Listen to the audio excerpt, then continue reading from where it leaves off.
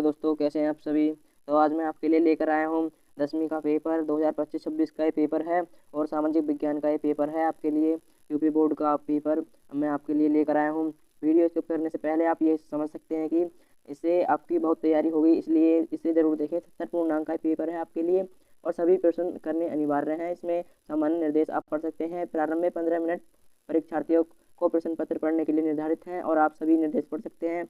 और बिना देरी किए मेन टॉपिक पर चलते हैं। तो बहुविकल्प प्रश्न खंड ए में पहला क्वेश्चन है आपका, फ्रांस की क्रांति का परिणाम स्वरूप। जो फ्रांस की क्रांति के जो परिणाम थे वो क्या थे। देखिए दोस्तों, इसमें पहला आ जाएगा स्टेट जनरल का नाम बदलकर नेशनल असेंबली कर दिया गया, इसमें पहला राइट हो जाएगा। और दूसरा, आंतरिक आयात निर्यात शुल्क समाप्त कर दिया गया। और इसमें तीसरा गलत हो जाएगा, क्षेत्रीय बोली को प्रोत्साहित किया गया, इसमें ये गलत हो जाएगा। और चौथा भी सही हो जाएगा, फ्रेंच राष्ट्र की साझा भाषा बन गई थी। और ठीक है दोस्तों, इसमें तीसरा सी इसमें राइट आंसर हो जाएगा, इसलिए क्योंकि इसमें पहला, दूसरा और चौथा राइट है, तो इसलिए आपका सी आंसर राइट हो जाएगा। और बिना देरी किए आगे चलते हैं। तो देखिए दोस्तों, दूसरा क्वेश्चन है आपके लिए, निम्न में से कौन नेपोलियन संहिता से संबंधित है। तो इसमें दोस्तों आपका डी आंसर राइट हो जाएगा, फ्रांसीसी नियंत्रण के अधीन क्षेत्रों को नेपोलियन सुधारों से मुक्त रखा गया, तो आपका ये राइट आंसर हो जाएगा। और तीसरा है हिंद स्वराज पुस्तक के लेखक। तो ये क्वेश्चन तो आप सभी को पता ही होगा कि गांधी जी ने ये पुस्तक लिखी है, महात्मा गांधी जी ने ये पुस्तक लिखी है, तो बी आंसर राइट हो जाएगा आपका।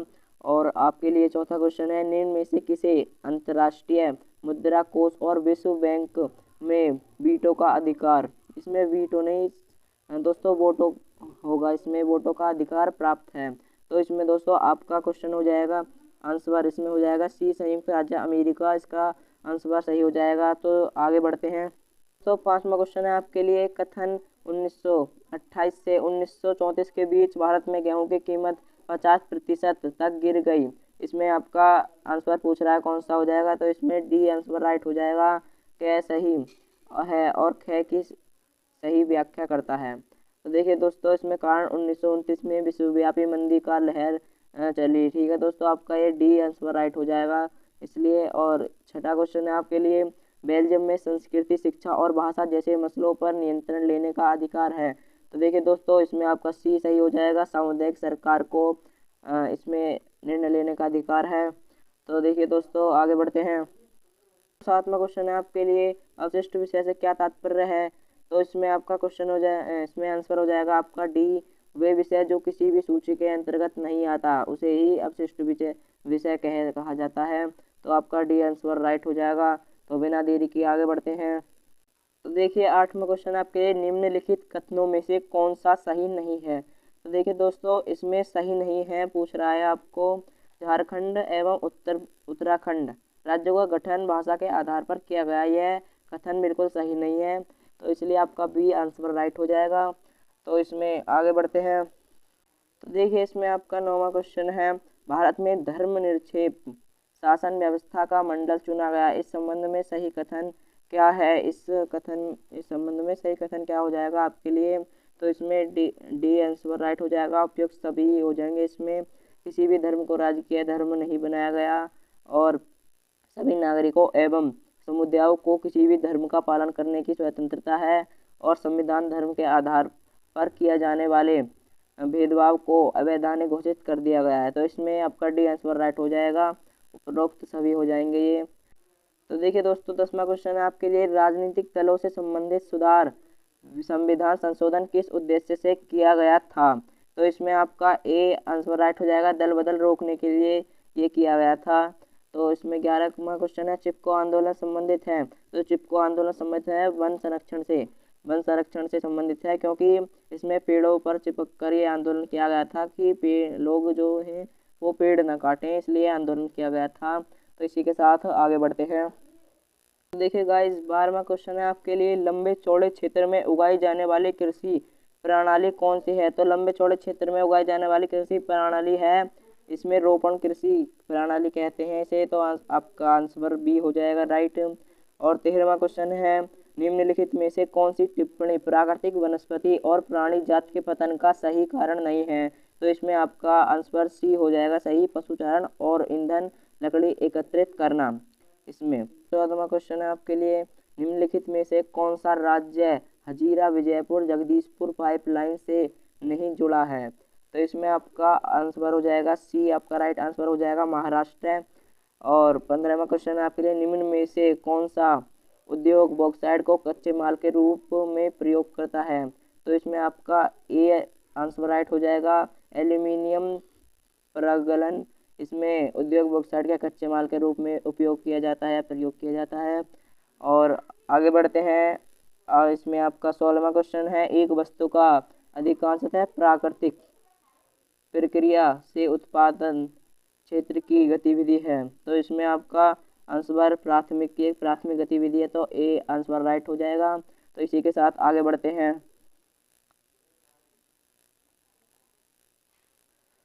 तो इसमें 17वां क्वेश्चन है दोस्तों, ऋण के औपचारिक स्रोतों में से सम्मिलित नहीं है।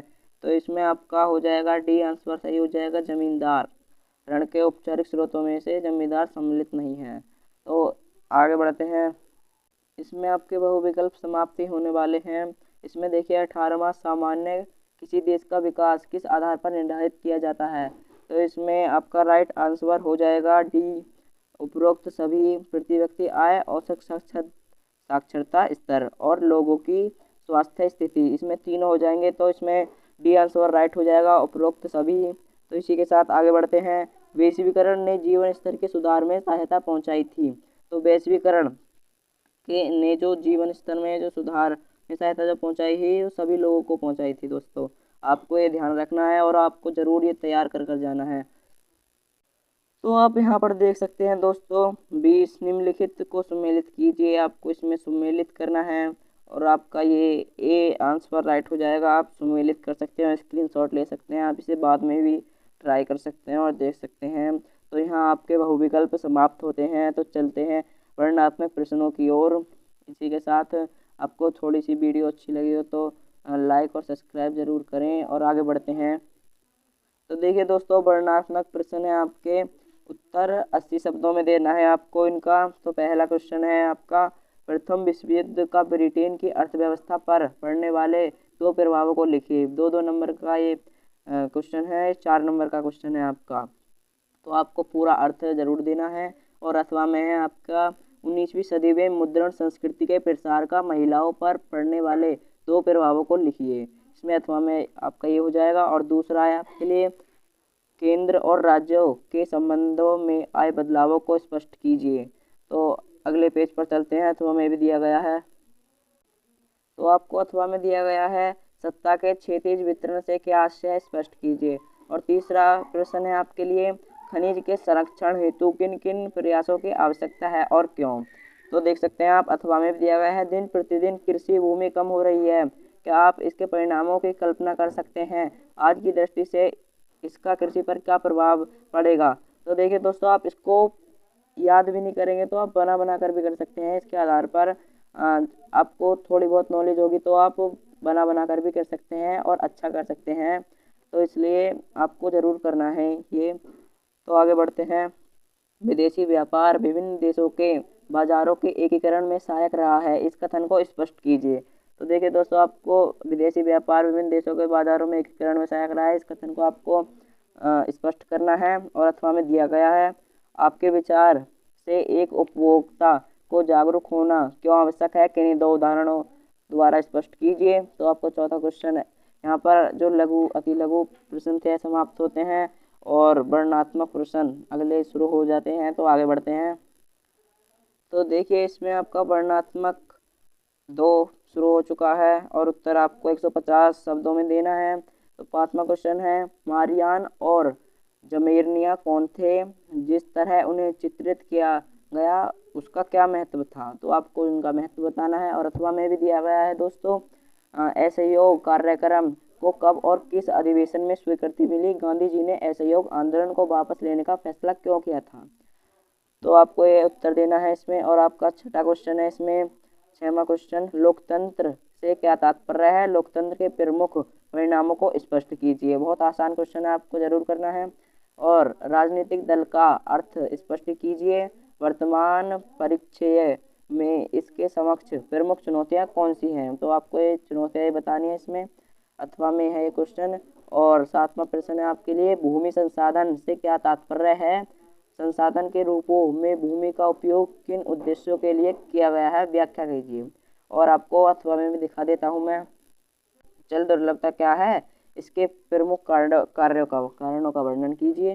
तो देखिए दोस्तों, आपको इनके कारणों का वर्णन करना। जल दुर्लभता वो होती है, जल की कमी हो जाती है, उसे जल दुर्लभता कहते हैं। तो आपको ये कर देना है।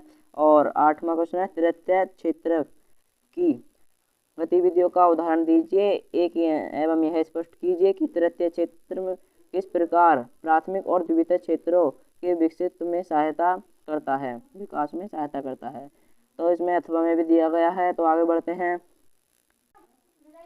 तो अथवा में दिया गया है, विकास में ऋण की भूमिका का विश्लेषण करते हुए ऋण की 4 प्रमुख शर्तों का उल्लेख कीजिए। और इसमें मानचित्र संबंधी प्रश्न आ चुके हैं। इसमें नौमे का इतिहास में देने हैं, ये आपको मानचित्र में दर्शाने हैं। वह स्थान जहाँ से सविनय अवज्ञा आंदोलन प्रारंभ हुआ था, ये आपको मानचित्र में दर्शाना है। और दूसरा क्वेश्चन है, वह स्थान जहाँ जलियांवाला बाग हत्याकांड हुआ, आपको पता है अमृतसर में हुआ।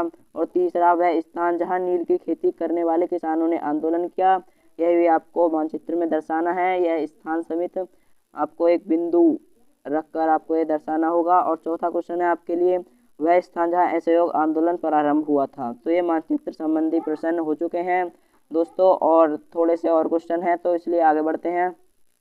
तो देखिए दोस्तों, आपका ये लास्ट क्वेश्चन है, 28वां, निम्नलिखित को भारत में दिए गए मानचित्र में चिन्ह द्वारा दर्शाना है। और ये आधा नंबर का क्वेश्चन है, और पहले भी आधे नंबर के क्वेश्चन थे, ये भूगोल का है। और इसमें पहला क्वेश्चन है आपके लिए, असम का एक राष्ट्रीय पार्क चिन्ह द्वारा दर्शाइए। इस चिन्ह द्वारा आपको दर्शाना है असम का राष्ट्रीय पार्क। और दूसरा क्वेश्चन है आपके लिए, भारत के पश्चिमी तट पर स्थित एक पत्तन चिन्ह द्वारा नाम सहित दर्शाना है। तो आपको पत्तन का अर्थ है बंदरगाह होता है, और इसे आपको दर्शाना है इस चिन्ह द्वारा।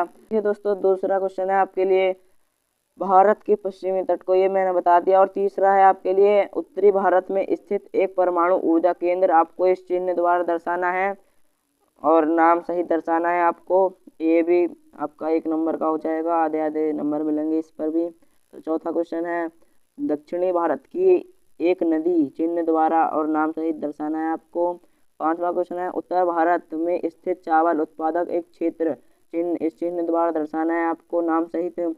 और ये नीचे केवल दृष्टिबाधित विद्यार्थियों के लिए दिया गया है, इसको आपको नहीं पढ़ना है। और यहीं आपका पेपर समाप्त होता है। तो इसलिए दोस्तों, आपको थोड़ी सी भी अच्छी लगी हो तो वीडियो कृपया लाइक करें, शेयर करें और सब्सक्राइब करें। मैंने बहुत मेहनत से वीडियो बनाई है, तो इसलिए आप कृपया करके लाइक ज़रूर करें। तो मिलते हैं अगली वीडियो में, तब तक के लिए धन्यवाद। जय श्री राम।